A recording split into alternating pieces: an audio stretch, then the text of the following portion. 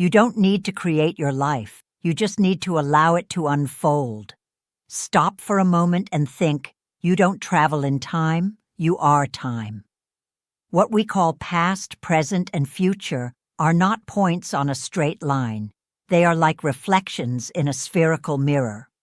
Your consciousness, by shifting focus, creates the illusion that time passes as if each thought or emotion were a step forward.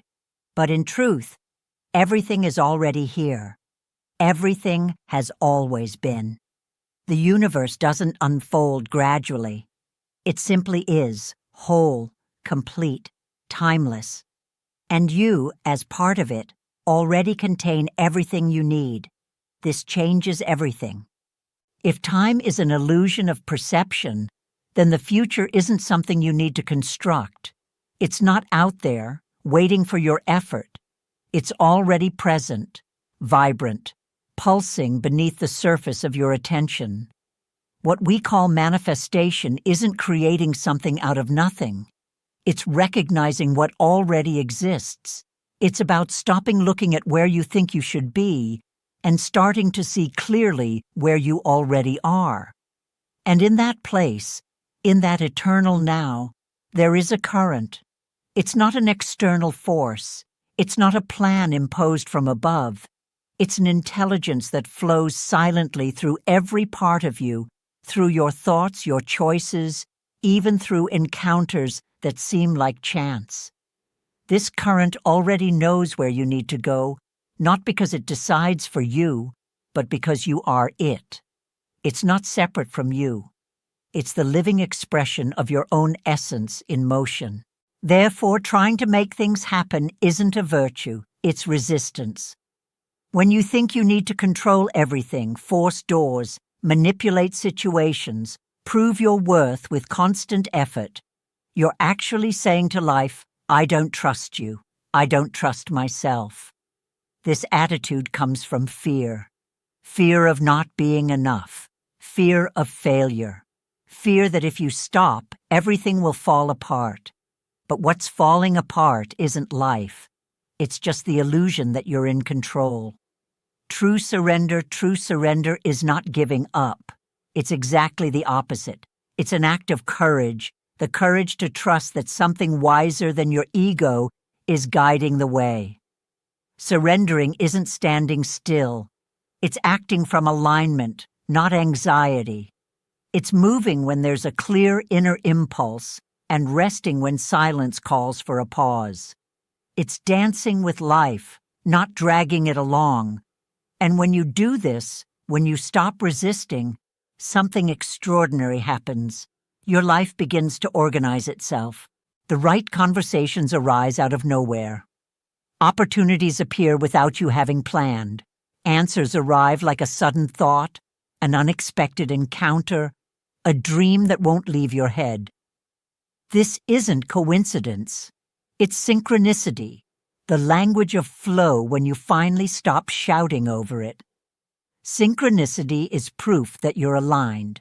It's the universe whispering, yes, this way. But how do you know which path to follow? How do you distinguish between egoic desire and true guidance? The answer lies in passion. Not that fleeting passion, based on validation or consumption, but that inner flame that persists even without reward. The passion that doesn't ask for permission, that doesn't depend on applause, that simply pulls. This passion isn't a whim, it's a signal emitted by your deeper mind, the one that sees beyond fear and the limited logic of everyday life. Your higher mind doesn't speak with words, it speaks with impulses, with attractions, with that silent feeling of yes in your chest. And passion is the clearest form of this language. When you feel that spark, however small, in the face of an idea, a person, or a project, it's because something inside you recognizes a piece of your truth there. Following this flame isn't seeking pleasure. It's seeking integrity. Of course, you can ignore it. You can say, that's not practical, that doesn't make money, that doesn't make sense. You can choose the safe path, the logical path, the path everyone expects of you. And the universe won't stop you. It will only say, very good, go. And maybe you'll fall, maybe you'll stumble into pitfalls that could have been avoided, but it won't be a punishment. It will be a natural consequence of closing your ears to the wisdom that already lives within you. The flow doesn't punish, it teaches, and it teaches with infinite patience because it knows that sooner or later you will tire of fighting yourself. It is in this exhaustion that true wisdom is born. Not in certainty, but in the humility of saying, I don't know. This is the moment when doors open, because as long as you believe you know what's best for you, there's no room for guidance. But when you admit your ignorance, not as weakness, but as honesty, silence responds. And what does silence say? That you are already in the right place, that everything you need is already within you, that there is nothing to conquer, only everything to remember. Living from this understanding isn't vague mysticism. It's a daily practice.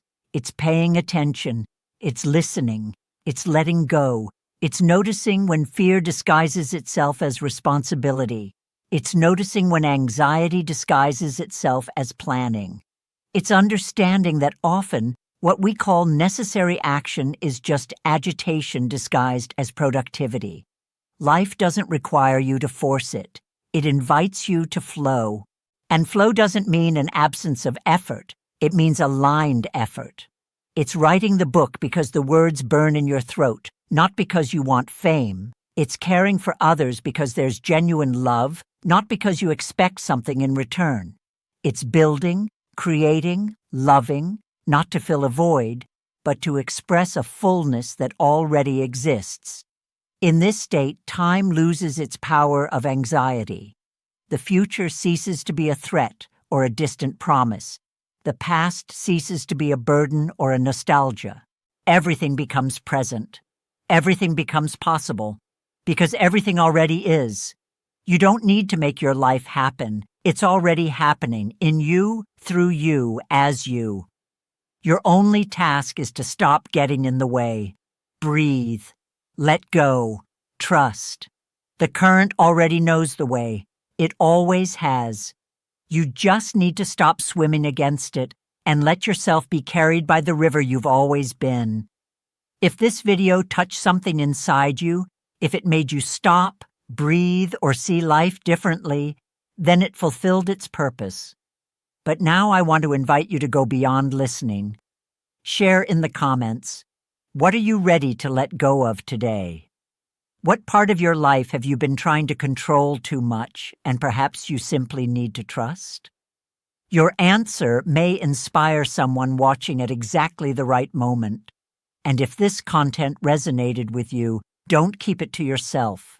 Share it with someone who needs to hear it right now. Because sometimes all we need is to remember we're not lost. We're just learning to flow.